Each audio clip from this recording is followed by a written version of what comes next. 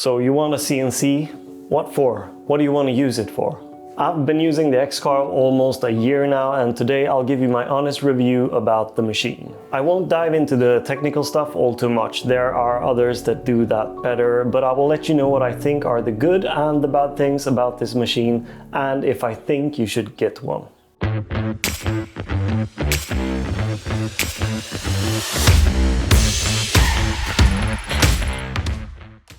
So around a year ago I got the machine, and I have to say assembly of the X-Carve will take you a while.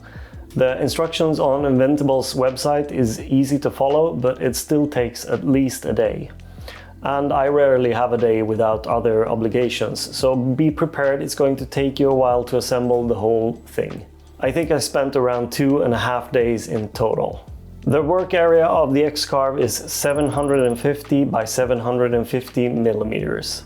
I've barely used the entire work area except when making the chair, and you can fit larger items since the total area of the wasteboard is bigger. And you can also use the tiling feature to do as long items as you want. The 1000 millimeters in the model name only refers to the footprint of the machine. And when adding the controller you need an additional 250 millimeters of space, leaving you with a 1250 by 1000 millimeter table size. And with a new upgraded Z-axis you can cut basically whatever thickness you want. The limitation will probably be in the bit you're using rather than the height of the machine. For materials you can cut the same as every other CNC in this price range: wood, aluminium, brass, plastics and PCBs. And for aluminium and brass you really need to slow things down. While cutting brass I'm going as slow as 5.5 inches a minute and only taking about 0.1 millimeters at a time. I'm just mixing imperial and millimeters wildly here. The chassis of the X-Carve is made out of extruded aluminium called Maker Slide, which is an open source hardware. The V-wheels slide on the Maker Slide in both X and Y axis with belts. For the Z-axis it is now run by a linear rail instead of belts, which offers greater stability. Most CNCs in this range uses belts except for the Onefinity, which uses linear shafts, which supposedly offer even more stability and accuracy. The X-Carve comes with a Makita handheld router or the DeWalt 611 router.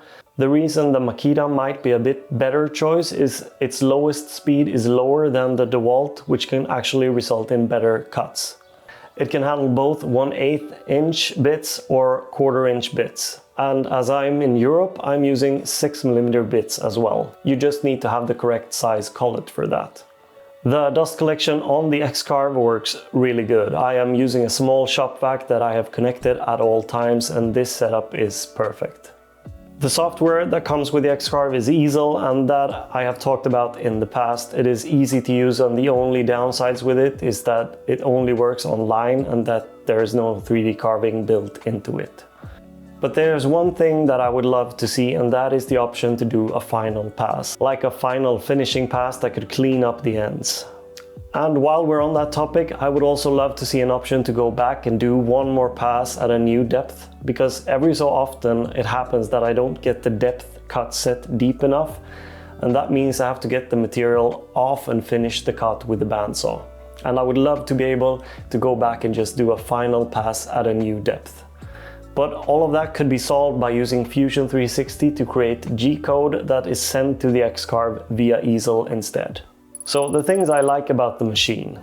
Number one, it is incredibly reliable. I go set it up and I can start carving immediately without any hassle. And that's because the software works flawlessly together with the machine. And since I have a good internet connection in my workshop, it is no issue here.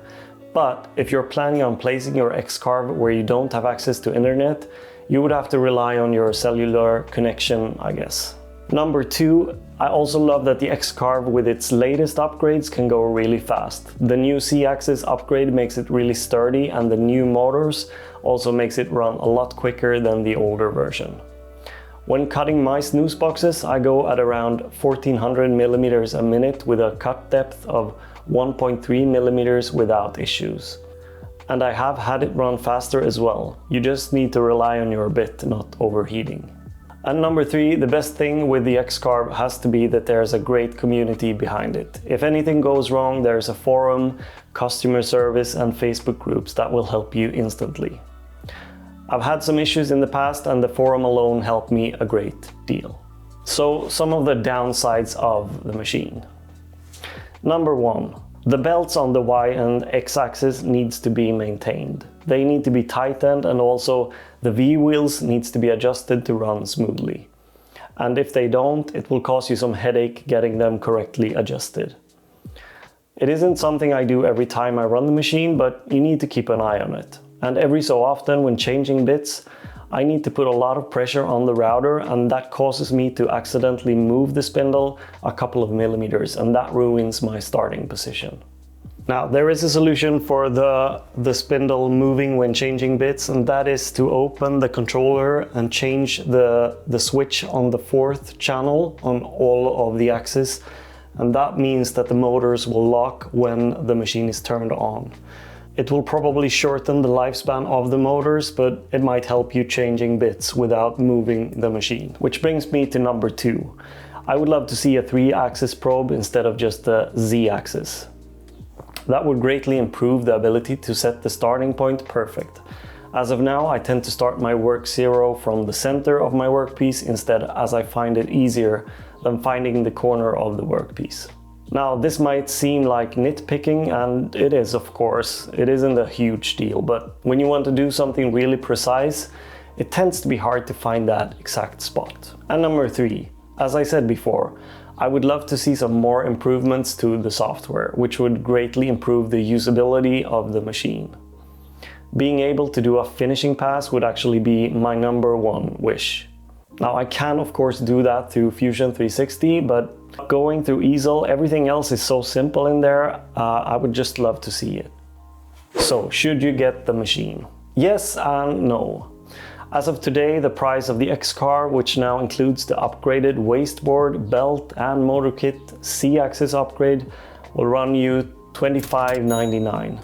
And that is a very reasonable price since you also get the 3 years of using Easel Pro. But the Onefinity woodworker, for example, only runs you $21.50 right now, and that machine, which I have never tried, so I have no idea how it performs except from what I've seen online, runs on linear shafts instead of belts, and that should, in theory, be more reliable than the belts that the X-Carve uses. And you probably don't need to maintain those shafts as much as you need to maintain the belts.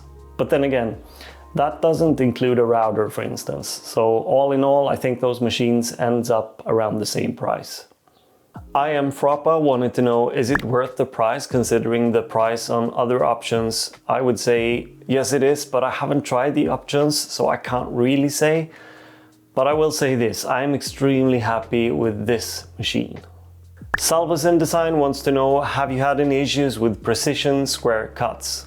Not really, I mean, it has been working good so far. Most of the issues that I've had has only been me doing something stupid. But in order to really answer that question, I tried doing one of those square pieces to make sure it cuts perfect 90 degrees. And look at this, it's perfectly 90. Oduvenchi asked where to buy it in Sweden. Well, you could buy it directly from Invendables, but then you need to calculate for import taxes and freight as well. Another option is getting it from RoboSavvy in the UK, but since they aren't in the EU anymore, you'll probably face the same price from them. So right now the option of getting this in Sweden at least are pretty limited. Now I hope you found this useful. If you did, please consider subscribing and hit the like button, and I'll see you guys in the next video. Bye bye!